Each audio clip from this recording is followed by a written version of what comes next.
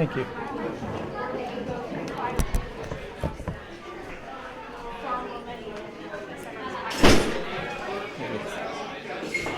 Yeah, it's wild. Is this the main hall or? But Oh, anyway, right there. Okay, thank you. Well,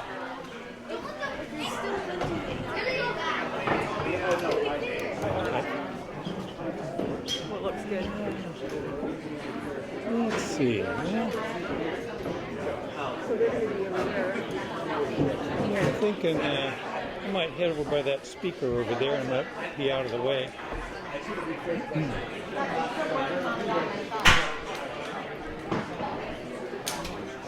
Howdy. Just right, thank you. This looks like the media pool, I guess. Yeah. Well, they don't give us much room in here, do they? Yeah. Feeling like a sardine. I'll slide over a little bit for you guys. What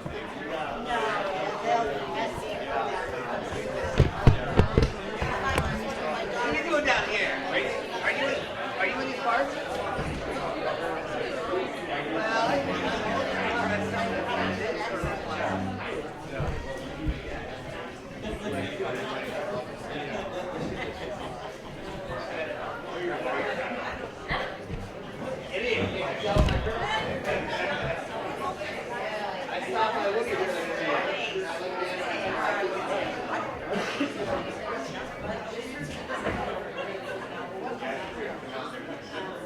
Absolutely, right?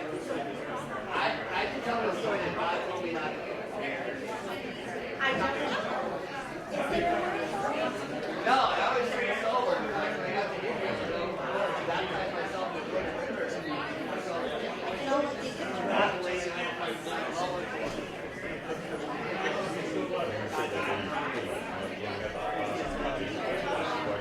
I think I'm going to move over. Okay.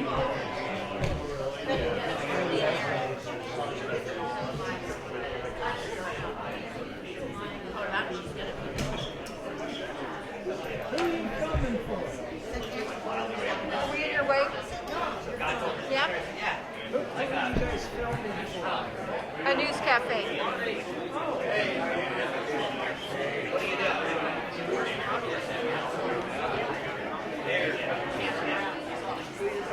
Let's turn it back. I'm going to get a shot from the back. Sounds good. Donnie, how you doing?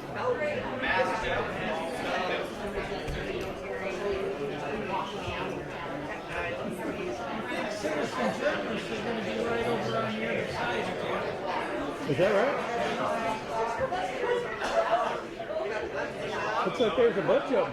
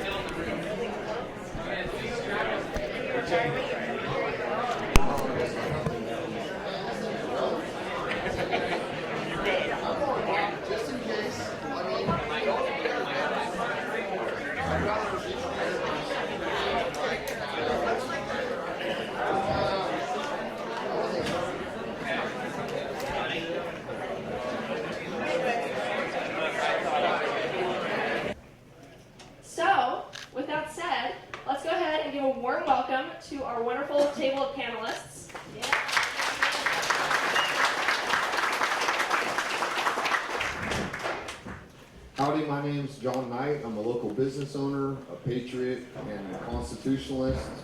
And I'm not going to explain much more than that. I'm really glad to see everybody so engaged in local politics, and it's really exciting times we're living in right now. My name is Lonnie Van Gay. I'm a local business owner out in Palo husband, father of two, and just really excited to see this turnout and to shift what it looks like to vet candidates and put them a little bit more in hot seats. I'm excited for tonight. My name is Carlos Zapata from Palo Cedar. I'm also a business owner and husband and father with 4 children. I got to say, this is amazing. This is the reason that I choose to live in this county, in this community, is because as you look around, you see people that want to be involved, people that really care about our community and what happens here. So I thank you all for being here. I'm Katie Gorman, and I'm a Shasta County teacher. And I really became in this fight when the vaccine mandates came out, especially for our children, and for me, protecting the choice of the parents and the healthcare workers was very essential. And our board of supervisors really stuck their foot down, and were not doing that for us. So I'm glad to see some good candidates come to the table. My name is Woody Clendenin, and I have the barbershop here in Cottonwood. And I also am active in the local community watch, the militia, and been active with this documentary series, and it's just really exciting to see everybody getting involved. It's way past time to be paying closer attention to our local politics, and I'm super stoked about tonight. So, thank you. My name is Josh Watkins. I'm a husband and father of 4 here in Shasta County. Been here for about 11 years, but grew up in Butte County, just south of here. Kind of been shied away from politics my whole life up until it's become clear that rights are being infringed and we got to stand up. So I'm learning a lot. I'm really thrilled to see how many people are here, and I'm humbled to be a part of the panel tonight. All right, thank you, everybody. Anybody get a burger yet? Pretty good? Right on. I heard the fries are good. All right, Tarek is in. Like I said, Tarek is part of the District 2 recall election that's happening on February 1st. So Tarek, we're going to give you a minute here to introduce yourself and let the community know what you're all about. Thank you. Oh, start right now. Okay, thank you. So, my name is Tarek Mahmoud, and I'm very excited to run. Can't hear it. There you go. Thank you. Okay, my name is Tarek Mahmoud, and I'm very excited to be District 2 Supervisor, hopefully, if you guys give me your vote. I got here in Shasta County in 2013, and I fell in love ever since. I wanted to give back to the county ever since, too. So one of the opportunities I got to do that is in 2019-2020, when I joined the grand jury. And it was a good experience. I learned a lot. So that's recent experience trying to help the county and find out what's going on. But then this year, 2021, we had the recall happening. And so for me, I got excited about that. I was with the recall from day one, trying to make sure that they got enough signatures so we made it to this point. And now we're here. So I'm excited about that, and I hope I can gain your vote today. Thank you. The end. Fantastic. Thank you so much. Tarek, I'm going to go ahead and have you say your last name one more time, not only so I can learn, but also all your potential voters. Sure, cool. So, Tarek Mahmoud. Now, don't get me wrong, you don't have to feel bad about not being able to say that. You just have to say my first Let's name. go ahead and practice. You ready? Yeah. 3, 2, 1. Mahmoud. All right, we're going to go ahead and kick it off with the opposite direction and start with John. All right. Just kidding, we only have one more. Hi. Hello, how are you doing? We're doing good. We got some good questions for you, but before we get started, we're going to have you introduce yourself. So you got another minute or so to tell us who you are. Well, I'm Cole Roberts. I live here in Cottonwood my whole life. I was born in Redding. I have a wife. I have 2 children. One's 4, one's 8. They go to school here. Not a whole lot more than that. I'm a conservative. I see a huge need for some change in this county. We have a lot of contentious issues that need to be addressed. Awesome. Oh, there it is. All right, awesome. Okay, we're going to go ahead and get started with another Cottonwood favorite over here, Mr. Woody Clendenin. There we go. So I'm going to ask you about the homeless in Shasta County. Are they a problem? Is there a county solution to their physical, mental, and social needs? And what would you bring to the table of ideas in order to improve the county in this area? For the homeless problem, yes, there is a solution. I think the best solution I've heard so far is there's a small majority of this homeless, or a small minority of this homeless that actually needs the help, that are actually down on their luck. And we have existing programs in Shasta County that they can enroll in and get involved in to get that help. But what you're seeing is a lot of these, a lot of this population is part of the crime element, and that's what needs to be addressed specifically. And the best plan I heard so far was with the jail, taking some of the Health and Human Services massive budget and making them kind of pull their weight. Attaching that to the jail, so when they do bring these guys in, they can assess them and they can either send them to the drug rehabilitation facility if they want that help after they've had a little bit of time to clean up, or they can send them over to the place where they can get the mental help that they need if they have a mental illness or something like that. Thanks.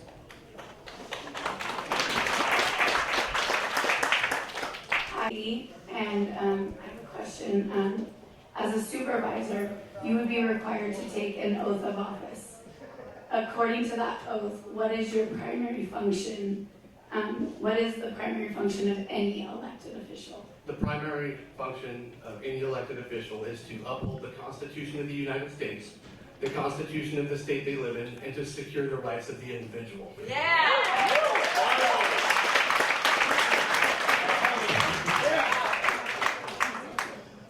That's the primary purpose of any government. Government is created to secure each and every one of our rights.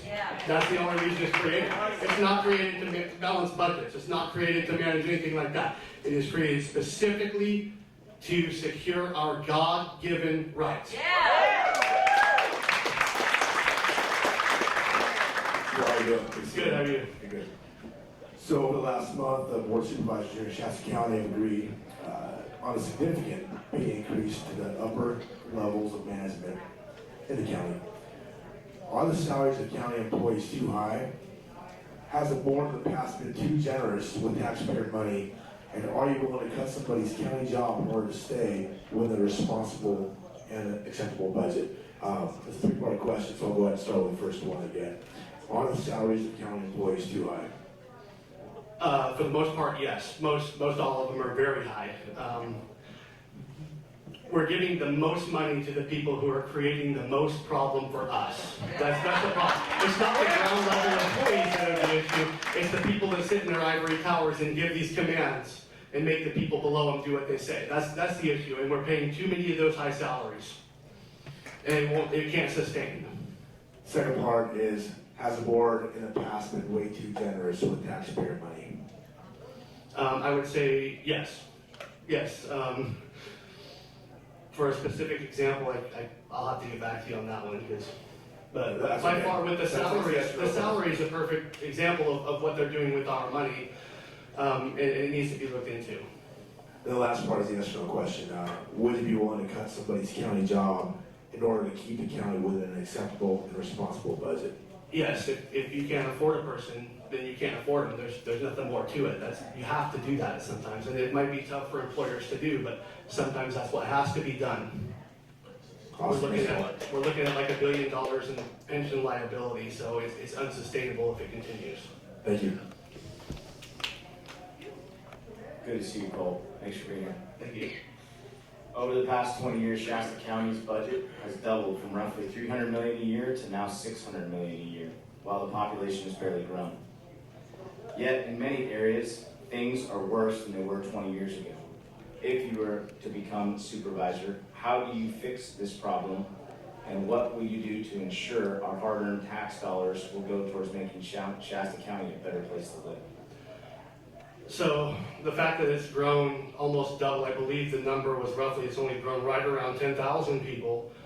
That tells me we're obviously being taxed way too much. If it's doubled with that amount of growth, so we're being taxed far too much, and we need a forensic audit on all of this, and we need to go down to zero-based budgeting where when they start out at the beginning of the year, they need to bring it down to zero, and they need to do a forensic audit and figure out where every penny of taxpayer dollars is going. It creates more transparency. And what was the second part of your question?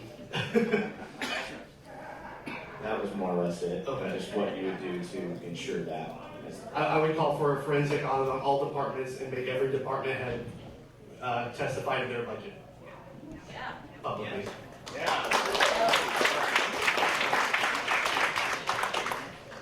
Hi Cole, good to see Hey, you. how's it going? Oh, it's another beautiful day. My question is, President Biden recently passed a $1.9 trillion spending bill called the American Rescue Plan Act, commonly known as ARPA or ARPA. Of those funds, Shasta County will receive $34 million. However, these funds have strings attached. According to the agreement, the recipient of these funds must follow all state and federal mandates between now and December 31st, 2026, or be subject to pay back the money through recoupment of future state and federal funding without knowing what mandates the state and feds have up their sleeves over the next 4 years plus. Do you accept the relief funds or not, and why? They can keep their damn money, because I would never sell a single person's right for any amount of money. We don't need it that back, because you can get money back, but you can't get rights back once they're gone. Thank you. Hey, cool. How important is personal health freedom to you for the Shasta County residents? Thinking about the school children, thinking about the healthcare workers, thinking about the business owners as to having to enforce state and federal mandates, whether it be masking, whether it be vaccination, etc. And to what ends do you see yourself going to protect this? I will do whatever is in my capacity as a supervisor to protect that. That is one of the reasons I run. I have kids in the school system, and I will not allow them to inject something into my children that I would not even inject to myself. So that is securing one of our basic, most fundamental liberties. There it is. Thank you so much, Colt. All right. That's it. Well, no, not yet. Sorry. Those are the questions. Now we're going to let you talk for a little bit longer. So you have a couple minutes to wrap up. I did write up just something that I wanted to say, and I couldn't get it memorized in time. You know, it was kind of last minute. But my name is Colt Roberts. I'm here because I would like to serve as your next District 5 Shasta County Supervisor. As a lifelong Cottonwood resident, as a father, as a husband, as a businessman, I am deeply concerned about what is taking place in our county. Government overreach, like the firing of workers who stood on their own principles against government mandates, or our children who are being required to wear a face mask or submit to an experimental vaccine to attend school, are both issues I have strongly opposed and will work to correct here at the county level. State mandates negatively impact our medical freedom, our religious liberty, and they open new doors, which are nearly impossible to close. They impede on our right to travel, our property rights, our right to keep and bear arms, and our rights as parents to choose what we believe is best for our children. I stand with our founding fathers, and I will stand with you to protect your constitutional rights and the principles that our framers passed down to our generation, along with the duty to preserve them. I'm running for District 5 Supervisor because we, the people, need a fundamental change in our representation and priorities at the local level. That change will come through serving the citizens of Shasta County and working to ensure your natural, God-given rights are secured. Yeah!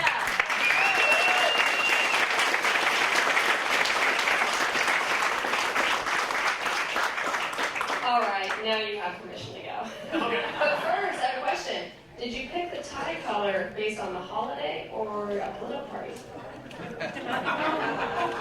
I'm a conservative, so that's my answer. And my wife said it was the best looking one, so There we go. it would have been the American flag, gotten one if I could have gotten it here in time. Good. We love it. Thank you so much. And we're going to thank our panelists as well and excuse them who sit in the audience. And we're going to have a short break, just 5 minutes or so, to go to the bathroom, get drinks, and come back and do some public Q&A.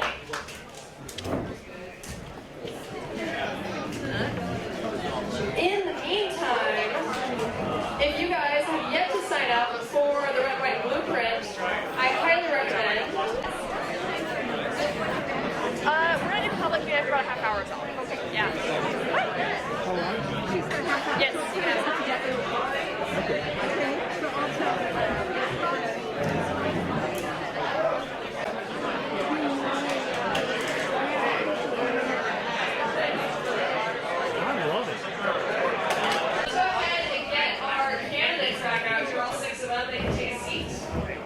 and as we are rounding them all back up, I have a fun little giveaway. I have a fun free hat that has the Red, White, Blueprint on it that someone can win tonight if you sign up on the redwhiteblueprint.com. If you have not already, go ahead and head over to Google, the redwhiteblueprint.com. And if you scroll down just a smidgen, there's a big red set of letters to say join us, and you can type in your name and email, and you can hear more from us and stay up to date on all the things that are happening in the county and everywhere. So anyone that signs up here in the next 20, 30 minutes will automatically be entered to win a hat. So head on over there. If you don't have a phone, we have an iPad over by the merch table, and you guys can sign up there. So with that, we have all of our candidates here. So public Q&A is going to be run by, like I said, the local celebrity, Terry Raposa. We're so excited to have him here.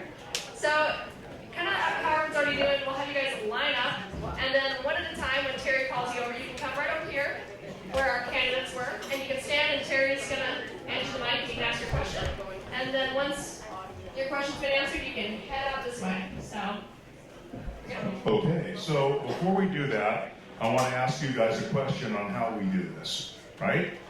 Okay, so how many people here have a question?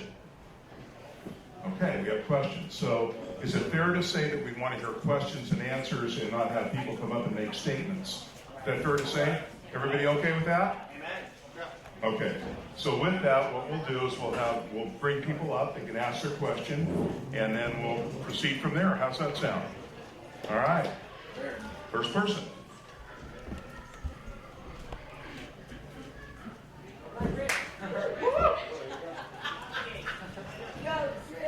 Hi everybody. Very good to see everybody here tonight. Real good turnout. So when our Board of Supervisors next year are seated, they're going to have to make some tough decisions in contradiction to state and federal mandates and state and federal laws. Are you prepared for the political and financial retribution? That's the word I'm going to use. Thank you. Okay, so how much time does each one of the... 30 seconds. 30 seconds, okay. We'll start with Cole. I'm prepared for that. I think that what it's going to take is going to take somebody with a lot of strength and a lot of moral courage to get in there and make the decisions that are going to have to be made, because there are some really tough situations and there's a lot of people that are not going to like you for those situations. So it has to be somebody who has the strength to do that. Chris? Yeah, same thing. I would definitely make those decisions. It's honestly, anyways, it's the retribution, whatever. They're going to threaten to withhold our own money from us. So, we might just have to show the rest of the counties the power that a county has. Yes. We definitely have a tough road ahead and tough decisions, and I don't think any of us would be here if we weren't ready to make those decisions. I think that's why people vote for us. So if you can't do that, if you're not prepared to do that, you shouldn't be here. We have the Constitution on our side, and we have the law on our side. So at the end, we will win. I think the toughest part of that in the beginning is going to be when we take office in February. The Board of Supervisors in January are probably going to approve that $34, $35 million. And I know if I get elected on there, it's going to go right back if it's not spent. Yes.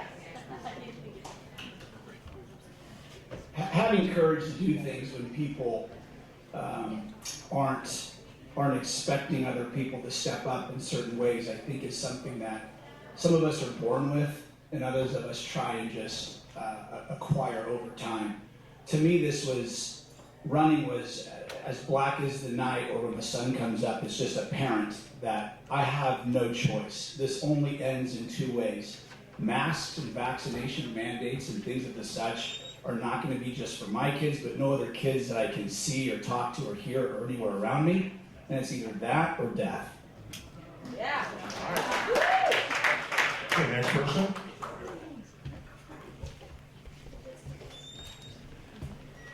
Hey, thank you guys for being here and your time. So, just a quick background, and I won't belabor the point, but spent 20 years being a criminal defense lawyer and prosecutor. And one of the questions I have for you guys is, how do you encourage or review the DA's office and be more transparent in their budget as the Board of Supervisors sets that budget? I think a lot of Shasta County taxpayers don't know the current conviction rate in the Shasta County DA's office for trials is 10 to 20%. That is thousands and thousands of dollars of taxpayer money that's being wasted on frivolous cases that are being brought to trial through whatever you want to say. So how do you as a Board of Supervisors change that and view that? So I'm being a criminal defense lawyer, yeah, my clients win. That's not how the system is supposed to go. There shouldn't be a high acquittal rate for defense lawyers if the cases are handled properly. So what's your question? So my question is, how do you encourage or oversee that department and their budget so taxpayer dollars aren't wasted on stupid trials? There you go. Yeah. Yeah. Okay, we'll start again with Cole. Go ahead. First of all, we need a new DA. That's first. There you go. Now, second, the Board of Supervisors oversees their budget. They need to be brought up. They need to create their own budget following zero-based budgeting, and they need to come up and testify and justify everything within their budget before the Board of Supervisors. That's what they need to do. Yeah, the Board of Supervisors is kind of like Congress. We control the purse strings. So, you know, if the DA is not going after, say, I don't know, habitual criminals with my stolen gun in their possession, but they're going after somebody for splashing water on somebody. Touche! I think we either need a new DA, which you're a lawyer, yeah, interested in running? Yeah, have you seen me? Do you see this? Not gonna fly. Apparently it don't take much, but anyway. So, yeah, I mean, there are some serious problems in the DA's office, and what I just said, my stolen gun was found in possession of a felon, and I didn't get any investigators come to my house to ask me any questions. A couple of gals that were working on the recall event, they got some investigators come to their house. So the County Board of Supervisors controls the purse strings, and if that department is under-functioning or being used as a political weapon, I'd say those purse strings need to be tight. Amen. All right. Not just the DA's office, it's the entire county. I mean, you go down to probation and you see them misspending $5.6 million of AB 109 money. I mean, the list just goes on and on. Openbooks.gov, I believe it is. There's a lot of things that every penny we spend should be on the county's website. Amen. We shouldn't be finding out about raises of county employees 2 years later on Transparent California. We should be able to know everything penny that's being spent, and it should be on the county's website, open for everybody to see. Plain English, that doesn't take an accountant to sift through and figure out where the money's being spent.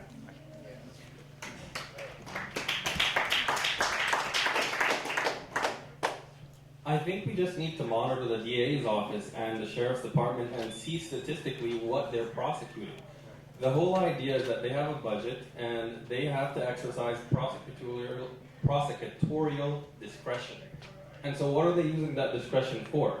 We need to watch them, see what exactly they're prosecuting, and then make a judgment.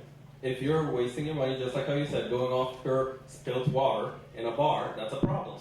But if you're actually doing the work of the county to make us safer, to make it to where we don't have to worry about people's cars being broken into or houses being broken into or just generally people doing drugs on the street, then we have a problem. We have to address that. Well, I just sat in the jury trial for almost 3 weeks as a juror, and I will tell you, we got a conviction, but it was a 2-day conviction, deliberations. There should have been 2 minutes. The prosecution did a terrible job, and they were lucky to get the conviction. That's a lot of taxpayer money. So I think some accountability needs to happen in the DA's office, and it probably starts with a new DA. But that's not the end, you guys. We have to set up protocol so we can track those numbers to understand if they're not doing their job and they're not doing it adequately, then there needs to be some sort of kickback, not kickback, with some sort of... Yeah, no kickback, sorry, Tim. No kickback. Yeah, we're done with kickbacks. But you know what I'm saying? There has to be some accountability there where they can lose their job or they can lose some funding. Something has to be there for the accountability on their end of it. Like on the school board with our superintendent, you know, there's surveys that go out and numbers that come back. You crunch the data, and if it doesn't match up in any job, why do they have a job? Any sector of work. Right. Thank you. I'm going to say this, guys. We got to keep this at 30 seconds. We're going to be here till 4 in the morning. Here's the next thing, and this is the reality of it. I don't even know what the statistics are for a conviction rate at that. So if I was to give you, oh, they should be gone, maybe the rate's 15%, maybe it's 20, maybe it's 75. I don't know what that rate is. It's not 75. No, I know, but I don't know what that is. And here's the thing about the sound bites and stuff. I'd have to look into that because I want to make sure I understand what the standard is. I can tell you if the standard's not being met in anything, they got to go. So I'm not going to give you sound bites for cheers, but I'm going to tell you if the person isn't cutting it, they got to go. And I don't care if that's sanitation or if that's sheriff, someone in the criminal justice part or whatever. But I got to know the information. That's it.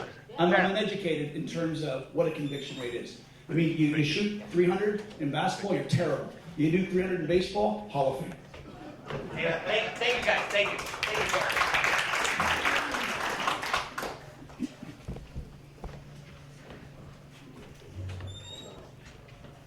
Greetings. Although the county supervisors don't have direct control over education spending, what will you do and say to support school choice, charter schools, and homeschooling? Yeah, I'm going first on that one, Colt. Sorry. Yeah, 100% when it comes to schools. I mean, this is where I jumped in. The failure, and now I just told you I'd stay to 30 seconds, so I'm going to take 15 minutes. The thing for me in schools is because there's such a lack of leadership on the majority of our Shasta County board, the superintendent of schools now and other people that are supposed to be looking out for our kids are all terrified to go first. This new board of supervisors needs to push back every single step of the way, band together with other counties, and say, hey, 30 counties are against you, Governor. We're not doing this. Get these masks off our kids and give the parents, guardians, grandparents choice.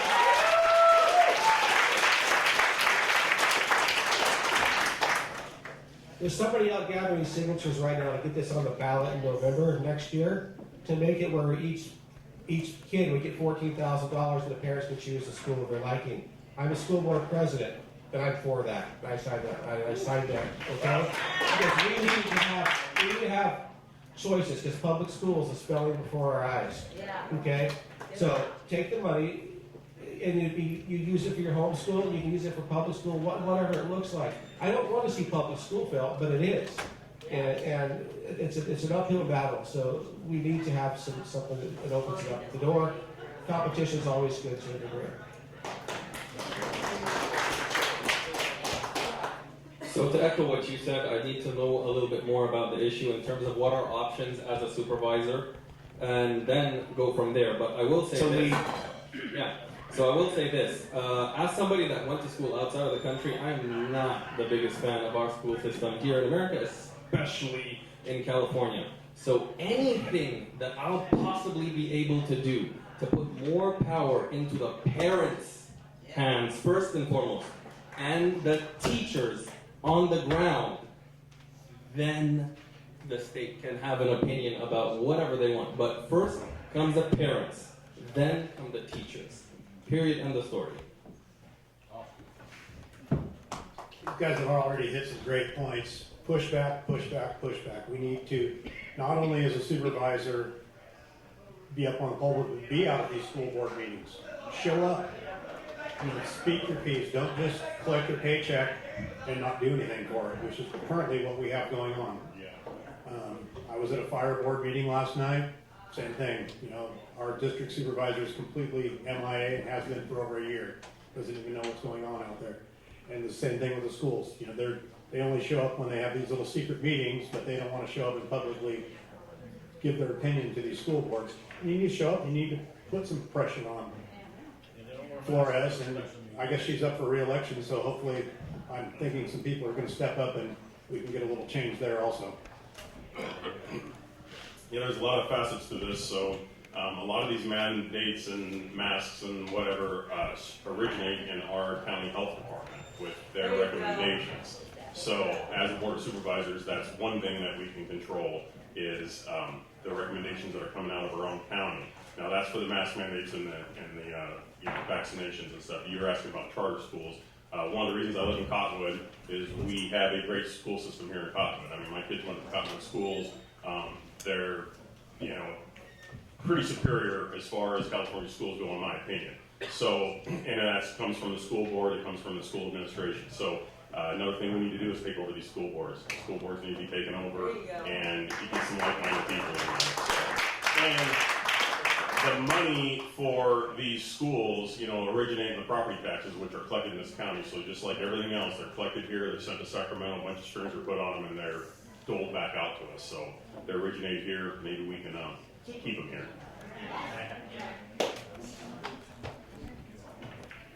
I like what Chris had to say.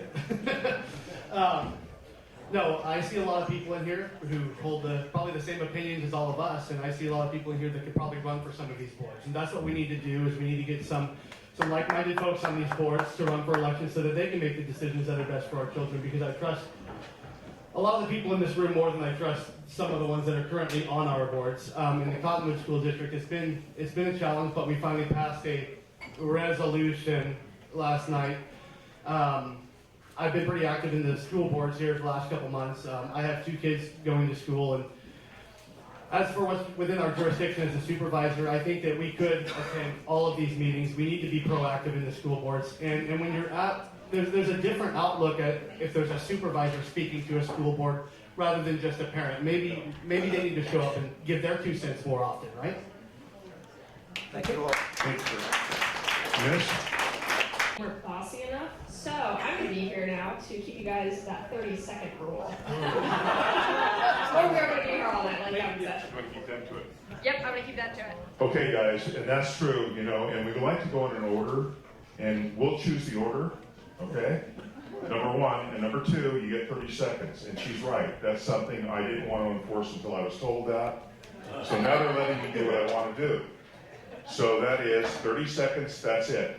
When you're pointing to, that's when you answer, please, respectfully, and respect the time of the people, and we're respecting the time of your 30 seconds. So each of you have 30 seconds.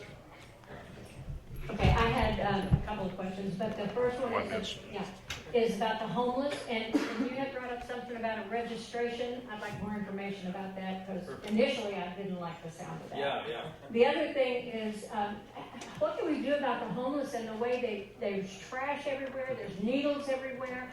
So your question is, what do we do about the homeless? Okay. It's a tough situation because some of these people actually don't want help, and they're open about that, and they tell law enforcement that they don't want help. So we need to help the ones who are willing to accept the help, and the ones who aren't, we need to make it more convenient for them to become a productive member of society. That's it. So whatever we've been doing for the last 20 years obviously isn't working, so we definitely need to do something different, and throwing money at the problem is not working. But again, I go back to my original thing. There's help. When I found out there was empty beds at the Good News Rescue Mission most every single night, that was kind of eye-awakening for me, because it's like, but you have to follow rules. You can't be under the influence. You know, you can't bring in pets. You have to follow the rules. So, you know, if there's beds available and help available, throwing money at the ones that don't want help isn't working. Always been beds at the Good News Rescue Mission for over 20 years. They don't ever reach capacity. And because of that not reaching capacity, we actually can enforce the law with the Martin versus Idaho ruling. But unfortunately, there's some cities, like I said, we can't control as a supervisor of the city of Reading not enforcing the law. You can see cities like Anderson, go to their parks, you don't see homeless, you don't see needles, because they enforce the law. There are people out there to help. So just like how they said, we need to enforce the laws that we already have, that's A, but then B, definitely look, the idea is, we could call it, for example, a program like Adopt a Homeless, something like that. It could be named anything, but the idea is simple. We have Health and Human Services and other departments in our government that waste a lot of money, and their budget keeps growing, and the problem isn't getting better. So why not give that money directly back to the taxpayers in Shasta County and have them help with it? The idea of registration is simple. We just need a background check to make sure that you're not going to hurt this homeless person, and also, we want to make sure that that homeless person that you're going to adopt and help isn't going to hurt you. Okay. We got to stop the handouts. If we stop the handouts and slow those down, the numbers will diminish and they will leave the area on their own. I think that's kind of a simple answer, but some of those people do have the mental health issues, and we do need to work together, all of our people in the county who do mental health care, and come up with a better plan to help those who truly need it. But the vagrants, the ones who are just out there walking the streets and committing these crimes, we just got to stop the handouts, and I think that'll take care of itself. Yeah, really simple. Like I had mentioned earlier, you have to either obey the law, get help if you need help, move, and if you're going to break the law and you're not going to do those other two things, then you're going to be incarcerated. Okay, next question. All right, as we're waiting for the next question, like I said, if you have not signed up for the Roadwide Blueprint, highly recommend. There's a free hat waiting for you in the next couple minutes. Any color we want? Yeah, you can print the hat. All right. Hi, my name is Elaine, and I am a resident of Shasta County. All over the United States, we've been seeing uprising of parents fighting against the school boards about CRT, which has made our radical leftist attorney general deem them as domestic terrorists. What are you going to do as a board of supervisor team to stop them from being investigated by the FBI and work with the school districts to stop the critical race theory and the pornographic material presented to children as young as kindergarten being taught to our children? That might be a question for the sheriff. It might be. How are you going to work with the school districts? That's within the sheriff's jurisdiction. When federal agents want to come in here and enforce any kind of law like that, the sheriff has the duty and the power to say, no, you're not going to enforce that law in my county. I'm not going to allow this to happen. And it applies the same with OSHA shutting down schools. The sheriff has the ability to say, no, you're not coming into my schools and you're not shutting them down. So that is within the sheriff's jurisdiction, and as a supervisor, I would fully support anything the sheriff did in regards to that. Yeah, it's called interposition. So the sheriff can interpose between any state, any federal, any other agency, has to get his permission to come into our county. So I think, first of all, our sheriff needs to be elected, but what we have now, we have a sheriff. He's a good man. I've known him in the past. So I think if he had a board standing behind him, I don't think we'd have to even push him very hard. But if he needed to be pushed, we could push him from behind him. But as long as he knows we're behind him, you need to step in between any state or federal agency that comes into our county, because you have the jurisdiction. What about stopping the critical race theory, radical leftist? Just one question. I think these guys have hit the nail on the head on the sheriff. I mean, Terry already started off with it. That's straight there, but also it goes back to the question before. We need to get more involved in the school boards. I mean, the people in this room need to get more involved in the school boards. What's going on there and what's kind of agendas are being pushed. Can we stay just with the question, brother? That'd be good. Just stay with this question because that was the question. So that's what you would do as far as interposing in what you said with the FBI, et cetera. Well, we've already hit the sheriff. I mean, I could ramble on for 20 seconds about that, but that's about all there is. So the idea is, just like I said earlier in the conversation too, it's about prosecutorial discretion. What are we going to leverage the limited resources we have to express ourselves and our individual freedoms here in Shasta County? So as a board, we definitely need to support our sheriff if he's going to help us make sure that these things don't come to our county. Make sure that the feds don't impose their will against the will of our local people here, that want their government to represent them, not people at the federal level. Yeah, I agree with the sheriff. You gotta go have some conversations there, but it's not. You can't just stop there. You need a county superintendent of schools who's willing to step up for that as well. And then you need school boards and school board presidents who are not afraid to say no. Yes. Okay, and that's what it's going to take. And you won't see critical race theory in my school. And then the sheriff will enforce that.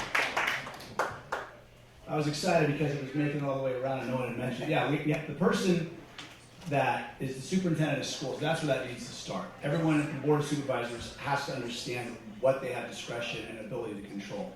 I think the most important thing right now, and this is across all politics, is being able to work with others who may not feel exactly like you do. I would work with the current county superintendent. I would work with whoever's sitting as the county superintendent and work with them, because they're the ones that can help craft and push a little bit of change, as what was in our textbooks, which I can tell you I found it to be heinous in my 8th grader's textbook. Thank you, Minister.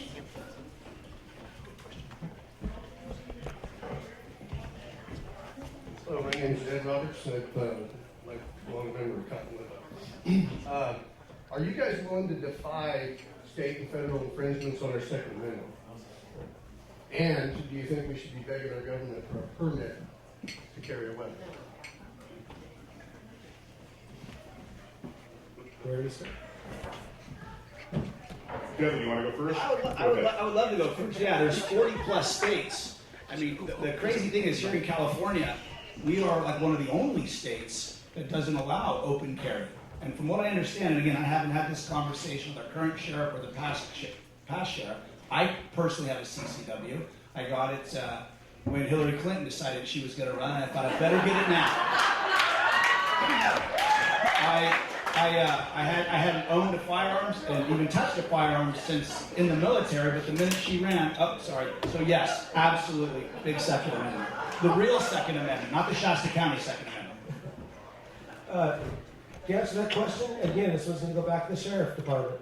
Okay, we are a county with over 200,000 people. By law, we can open carry if the sheriff so chooses. So I put some pressure on the sheriff, again, go in there and have some healthy conversations and see what kind of resolutions we come up with that. But what needs to happen first is work on the timing of these CCWs. It takes forever, and that needs to happen maybe simultaneously. But we do have the right in this county to open carry with the amount of people that are here. So anything in my power that I can do to support the Second Amendment in our county here, I will do. Simple, end of story. The idea is that in California, we can be a good example, because of how blue the state is, on how conservative government can actually work, especially with crime, especially with things like the Second Amendment being more supported. The one thing I wanted to say is that, there are a lot of liberal cities that can just say, I'm a sanctuary city for this, I'm a sanctuary city for that. Why can't we say we're a sanctuary city for the Second Amendment? There is absolutely no reason why you can't be able to do that. Big supporter of the Second Amendment, the real Second Amendment, like they were saying. And it ultimately will fall on the sheriff, who's up for election in 2022 along with you guys. Haven't seen anybody running against him so far, but that'll definitely be a question for them. But I'm a huge supporter. I think we ought to be able to constitutionally carry. We should be able to exercise our Second Amendment rights. If you have a fishing permit, you can exercise it now. All right, lifetime member of the NRA, just joined the California Rifle Pistol Association. Shall not be infringed is pretty simple language. I totally believe shall not be infringed. I had a concealed weapons permit, it expired, and I never went and renewed it because, quite frankly, I didn't think shall not be infringed doesn't mean that I have to get a permit or somebody's permission to carry it. I think the permit is unconstitutional in and of itself. I will carry my firearm whenever I want. Plain and simple. As a board member, I would support that, and I would support a sheriff who allowed open carry, and I think the county needs to pass a county ordinance which does have the force and effect of law for open carry or constitutional carry in this county. Yeah.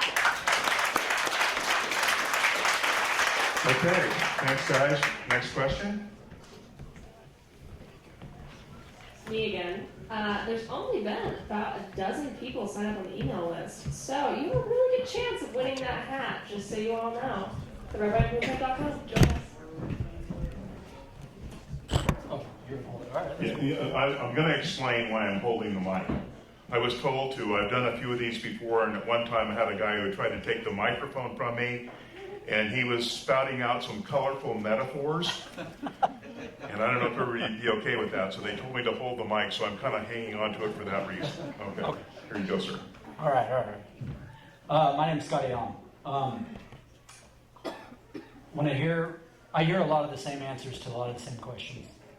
There's no doubt in my mind that you guys would make fine supervisors. I'm a former Marine. Carlos was my recruiter. I followed him into war because of his personal convictions.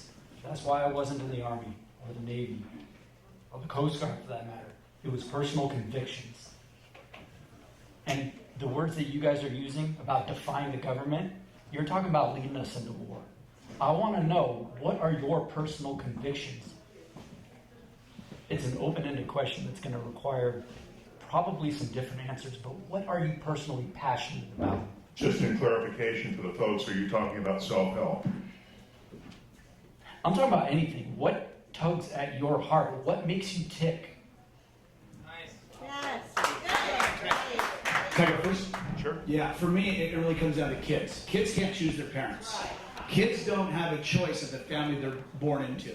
So for me and my family, my wife, we could homeschool, we could do private school, but there's a lot of kids in Shasta County, socioeconomically, kids that don't have choices. My conviction is the minute they went after my neighbor's kids and your kids, I got involved.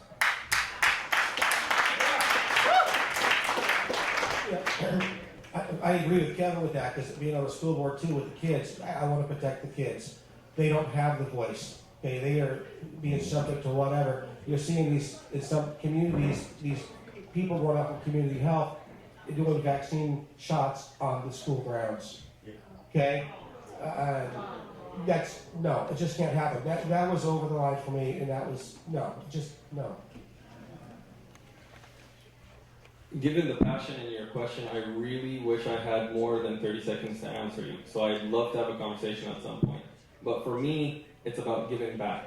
It's about living for something beyond yourself. Animals fulfill their immediate needs. Humans, we have the unique capacity to think and feel and reflect. And when you have a blessed life, and I personally have a blessed life, I think the best thing you should do is give back. If you have a blessing, the best way to take care of it is to reinvest it so other people can benefit too. Yeah. Passion would be, I love Shasta County. I love what we have here in the North State, and the fact that we're one of the most unsafe counties for kids, for adults, for everyone in this entire state, and actually in this entire nation, is just ridiculous. That's why I've been fighting for the last decade to try to make Shasta County a safer place, a cleaner place, and a place that you want to raise your kids, and a place that you want to stay instead of watching all your friends leave. Thank you, Dale. So what moves me is what I'm going to leave for my kids. What are my kids going to have? What are my grandkids going to have? What are your kids going to have? What's the next generation going to have? We've turned our prosperity over to people that do not have our best interest in mind. So, time to step up to the plate, time to make a better home for my kids. I could run to Montana, I could run to Idaho, I could go somewhere, but it's time to stand and fight, change it right here, and set an example for other places to come.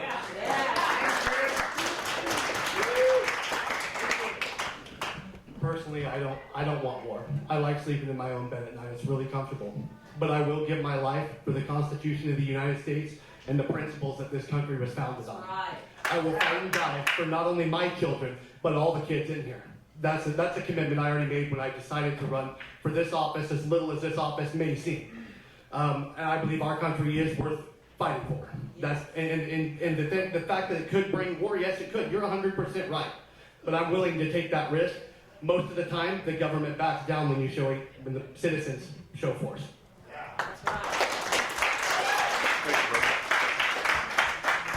Next person. Hey, nephew. Hey. My question is a public health question. So we have in our current system only less than 1% of COVID patients go to the hospital. We have vaccines available. We also have monoclonal antibodies available. We've been given monoclonal antibodies since the summer. The federal government has cut our supply. In Shasta County, and the public health department could buy monoclonal antibodies and provide that to every citizen. It's less than 1% of our citizens will go to the hospital and possibly die. If we give them monoclonal antibodies, they won't go to the hospital, and less people will die. What are you guys going to do to prepare for this? So are you going to buy monoclonal antibodies as the Board of Supervisors, because you have the budget, and are you going to hold accountable the public health for the lives lost because they didn't give the monoclonal antibodies?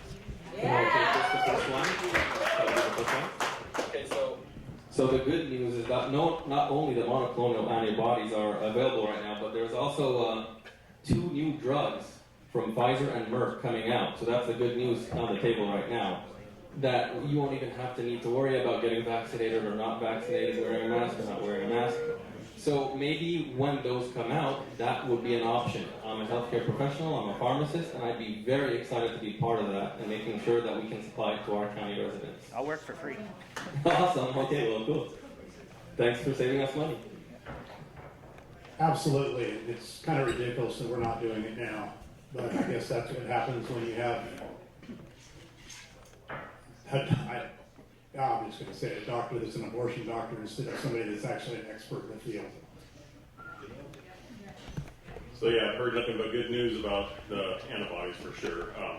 Ivermectin also seems to work, and as did hydroxychloroquine. So there is options available. Right now, I think we're forcing remdesivir on everybody that goes to the hospital. Yeah. So I would definitely be willing to fund for antibodies, absolutely. I would also be willing to fund that, but I think that this starts with holding our public health officials accountable for their actions, first of all. That's first and foremost. But I do support that, yes. One of the highest paying jobs in our county is the public health director, or Ramstrom. I don't understand why we're talking about some of this stuff, and she hasn't been fired months ago.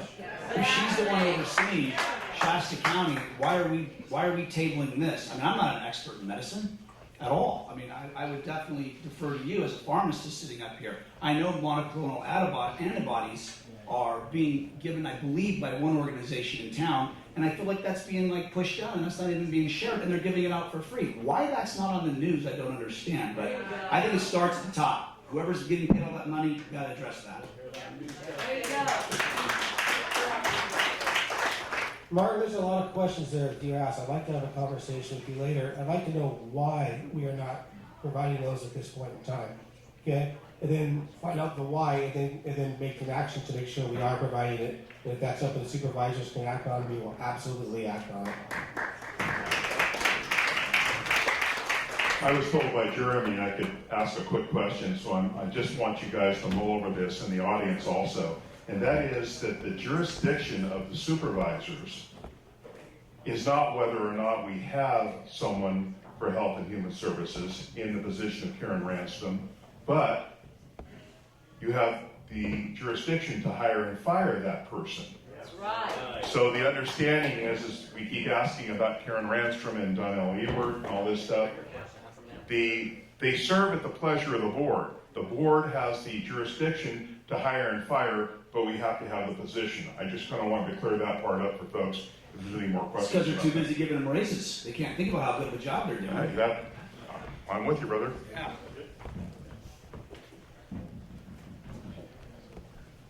I just wanted to ask, I think the reason we're all here is because of everything that's come down from the state and the federal, and we didn't stand up to it.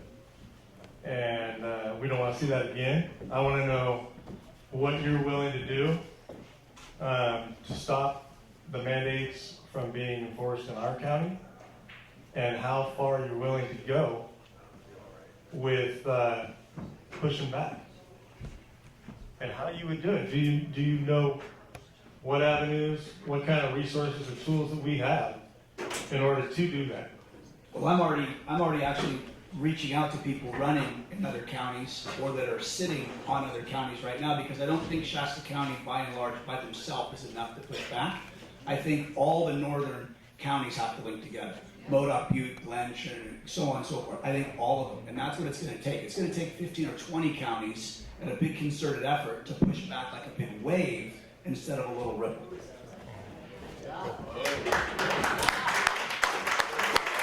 It's going to take a no answer at the start. We don't want the mandates. We have to stick behind that. Like one gentleman said, it could create war. Well, we don't want that, but we're not the ones bringing it. We have to stand up for the Constitution, and with this tyranny, it's something we can ignore. And we will need to do that. There was more, but I lost my thoughts. So.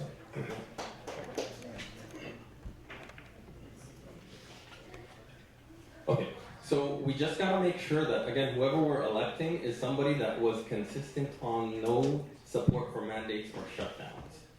If you know that, and you know that this person was consistent in that, expressing that, especially publicly, then you can hope that they'll make actually a stance and they'll fight that fight.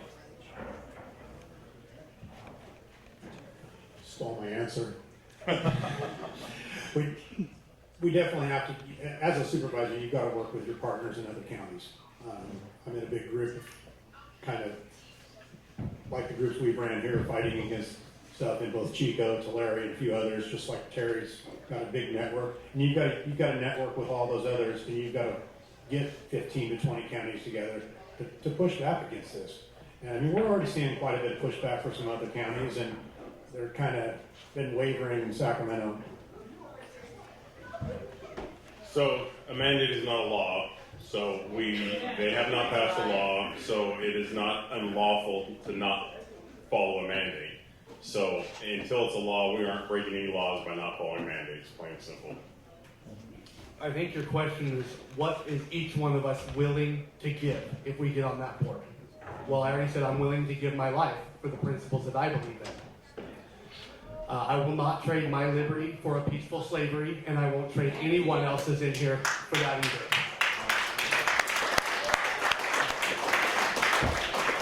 One thing, too, I think that needs to be understood, and that is that the sheriff, we're kind of dancing around the elephant in the room. The sheriff has the jurisdiction to do many of the things everybody's asking the supervisors to do. The sheriff only serves at the pleasure of the supervisors with the budget, not with law. And again, mandates aren't law. Law can only be made by the legislative body. The only time a mandate becomes a law is when we comply to it. But I want to add a new term, if I may be so bold, and that is that we talk about compliance. I shall not comply. Well, I may not comply with a rule, but I think the new verbiage should be, we will not submit to tyranny. There you go. That's right. By show of hands, who is in line for a question? Okay. Do we allow 2 questions from the same person? It's up to you. It's your party. Everybody will raise their hand, and then we'll come up and say. Okay, great. Yeah, so we'll have these last 5 questions, and then we'll close. Okay. So if you've asked a question before, you've asked your question, right? Yeah. We're not repeating. So if one person repeat, other people can. Or what do you? Yes. Question. Yes. Yeah, no? he can go. He can have another question. Yeah. Okay. It's not the same question. Yeah. Wait, you have a, Okay, that I'm just asking. Is that okay? yeah, we have a guy next to There, Terry, that guy. you. have a guy next to you. Yeah, I know.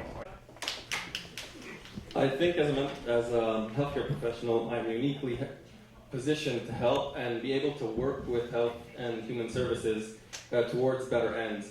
But one thing I will say is that aside from the program I mentioned earlier, I kind of like the idea of the graduation program we have for convicts. Why don't we have that for the general population? Why The mission does.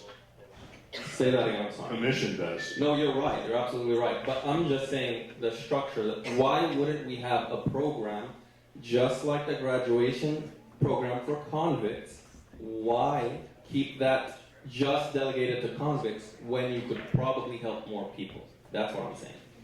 Okay. How's the fishing? That's what I want to know. I have questions for you. But the answer I would give to that is we need to redraw this completely. The last 12 years, it's broken. It's been a repeated conversation piece here tonight. Multiple questions have been asked about the homeless. Let's go back to the drawing boards and let's start over. Yeah, what I'm personally doing is when I travel for work, I'm actually trying to go to places that have a great handle on their homeless issue.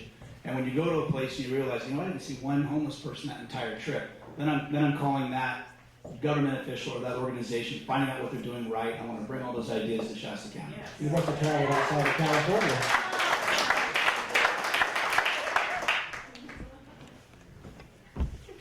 You can come up together too. Are you guys together or Good job, girls. different sections, different questions or? Oh, okay, go ahead. I'm wondering why people are trying to force kids to wear stupid masks that don't make a difference. Fair question. Good question. Well, they're using you guys as leverage against us, the parents, and trying to gain our compliance in that way. So, our parents, we all need to be strong and stand united, and the children and the parents. Thank you. Yeah, and the same people that are forcing you to wear masks are going to caviar parties, not wearing masks, the Oscars, the Emmys, the whole bit. So we're not going to make you wear a mask. That's going to be your choice. If you want to wear a mask, by all means wear one, but we're going to do everything in our power so that you don't have to. I think these guys have kind of already started to hit on it. I mean, it's being forced upon you because they want to get to us, they want to get to the parents, and it should never be forced. It should be your choice. If you feel comfortable going to school with a mask, that's fine, but if you don't feel comfortable, you shouldn't be forced. So we're going to try and work on that so you don't have to, but I will say the perception is because they think that you can transmit it. They think that you can get it even though you don't get sick. And so that's the perception. That's the reasoning behind it. They think they want to keep people safe. They want to keep you safe. That's the reason. But hopefully we can work and we can represent the people here better to where you don't have to do it, so you're not forced to do it. But that's the perception. Hi.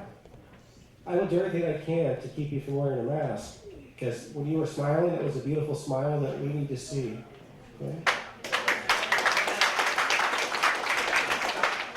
What's awesome is you've been to just as many political debates as I've been to, and you're a fraction of my age. So whoever brought you guys needs to be commended, unless you guys drove yourselves or snuck out. But I can tell you this: the reason why you're never going to have to run is because your parents brought you here. And you're never going to fall for what I fell for about a year. Awesome for you guys.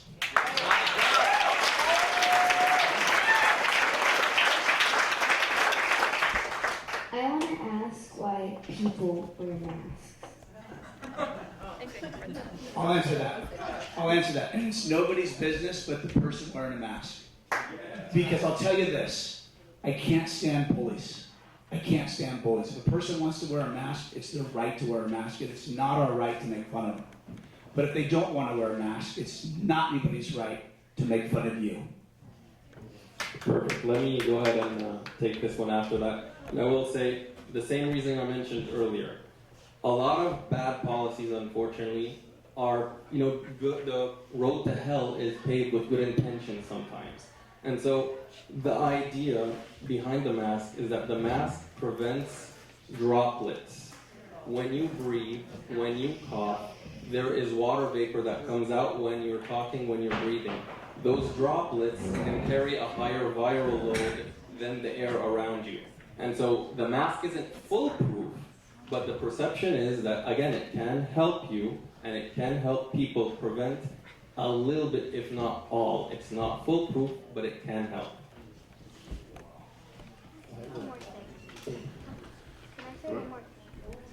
One of you guys, somebody. All right, I'll go. The reason you have to wear a mask, sweetheart, is because your schools are taking money from the state, and the state is telling you to wear a mask. You are being used as pawns to get the state money, and your schools are forcing you to do that because they got their hands out. If you don't want to wear the mask, you tell them that you don't want to wear it. And that's your right, and you don't have to explain why. Yeah. That's a great question, and the governor of our state and our public health department here in Shasta County are telling us we have to wear the mask. That's why people are wearing them. However, a lot of us realize that it infringes on our rights, so we're going to stop wearing them. We're going to do what we want to do. And I'm also going to do what my doctor says, because my doctor knows more than the governor does about my health, as well as more than the public health department knows. Thank you, ladies.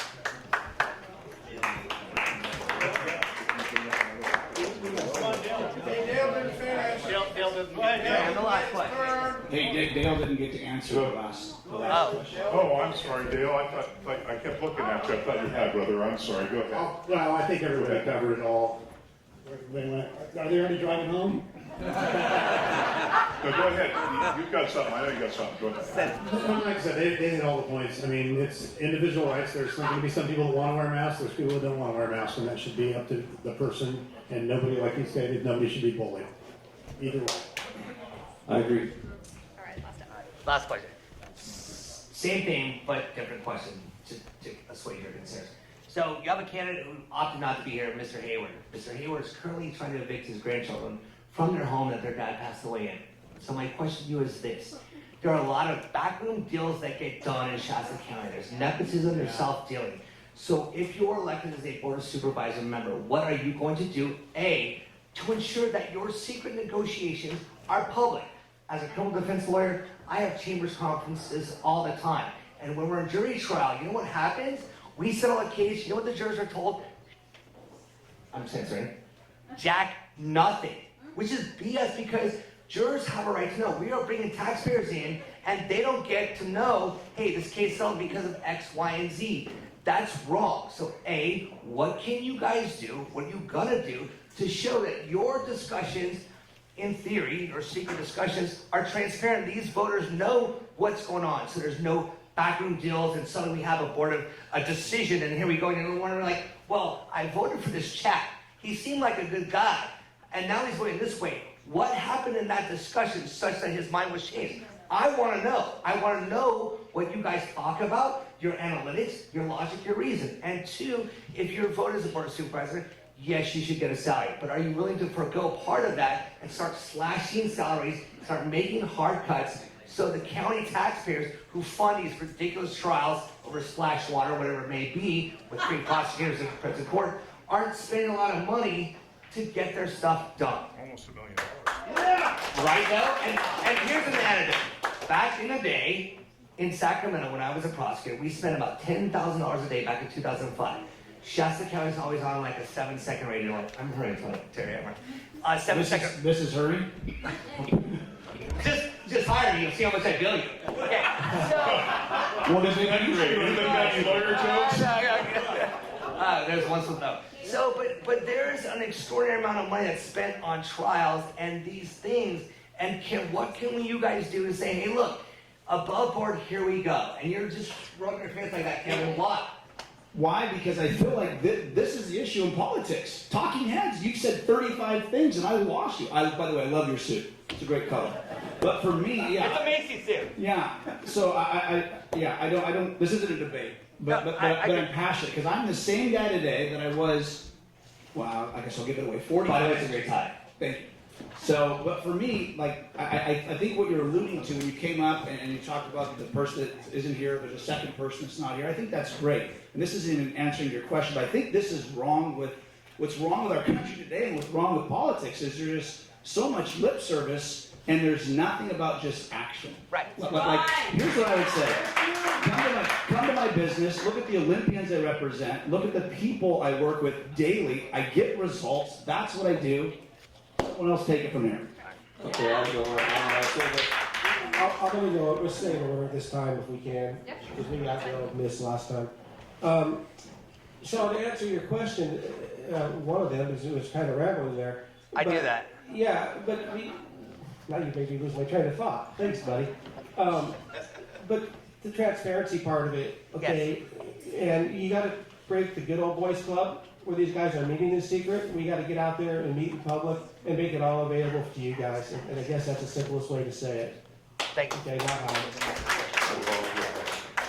So just like everybody's saying, transparency and consistency is very important. I think one of the things that I bring to the table is that I'm new to the county and I have a lot of passion behind what I'm trying to do. I was just with the grand jury in 2019-2020. We have a lot of people that aren't consistent. There are literally people in this room, like I'll read a quote. I went out today for the first time in a week and I was shocked about and saddened about to see how many people in Anderson and what is so hard to understand about shelter in place. I want to get back to normal and I want to go back to work again, and the more you ignore the governor's order and the longer it will take at some point for you to stay, and he will order martial law. I don't want that, but if he has to go there because some people are ignoring martial law is then only so for be war it. crimes. I will support it. We have somebody at the table right now that said that. Okay, Dale. They don't say that anymore. We need consistency. We need people that are going to be transparent and say things to you even if they know you disagree. You will know where they stand. We want to go through the 30 seconds and let each guy go ahead and go. It's okay. And then, good points, but we're just trying to get that part done. Go ahead, Dale. Try to answer, I think the first part of your thing would be like, same thing with the board of supervisors. Closed session, closed session, closed session. No, let's get out in open session, let's discuss things, and let's be transparent and accountable. We're going to tell you guys how you do that in a sentence once we're done. Okay, so go ahead. Yeah, How so- you do it, and we want you all to write it down, and then you can look it up, and that's how you do it. Go Yeah, ahead. so we don't need to do backroom deals, we only have closed session, you're representative of the people should be there to see what you're doing to represent them. Right. Integrity is doing the right thing even when nobody's looking. I don't have any tattoos, but if I ever do, that was probably what will be on there. And by the way, term limits will stop a lot of these good old boys now. I'm here to execute the will of you guys and you guys, not of any other supervisor on that board. That's plain and simple. So no, I wouldn't. And there's another candidate here who's not here tonight. Another District 5 candidate, Baron Browning, also. And you've been reading way too much A News Cafe. That was a direct quote from a public post. That was a direct quote from a public post. And it was not a District 5 candidate. With that, I want everybody to take out their phones. You guys take out your phones. You want to know how to combat the last thing he just said? Here it is. It is constitutional. Heard a lot of talk about the Constitution, the state Constitution. How many of you have read it? You're going to have to take an oath to it. And frankly, ladies, excuse me, but it's a bitch to read. Article 1, Section 3A, Article 1, Section 3B. They're each a sentence and a half long. They show how anything that's done behind closed doors is illegal and unconstitutional according to the Constitution of California.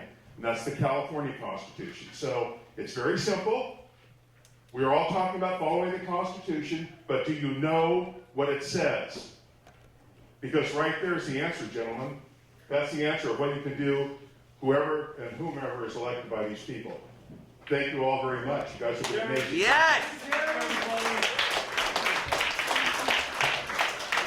Terry, I want to make sure I got this right. You said Section 3, right? Section 3? Section 1. No, Article 1. You said Article 1. Article 1, Section 3A okay, good. and B. Good. I got it right. Thanks. Hey, we just want to thank all you guys for coming. My name is Jeremy Edwardson, and I'm the producer of Red, White, and Blueprint.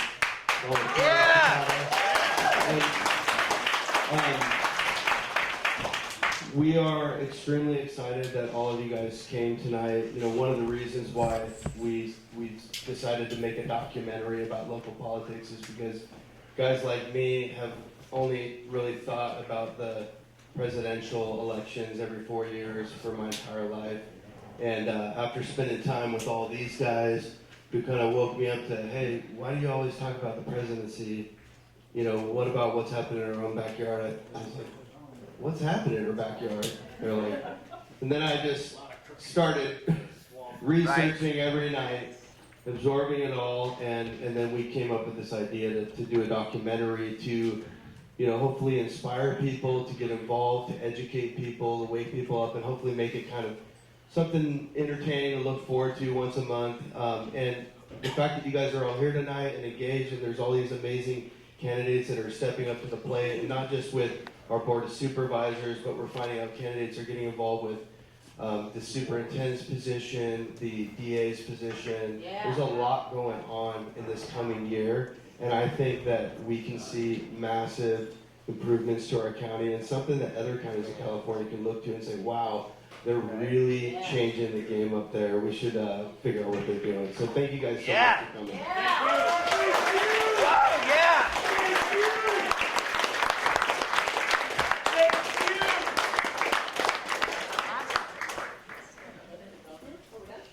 We are done. Great. The lawyer's dying.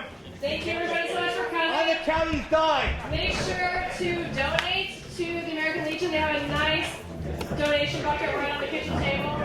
And is there an Amy Caples here tonight? Amy Caples? You want to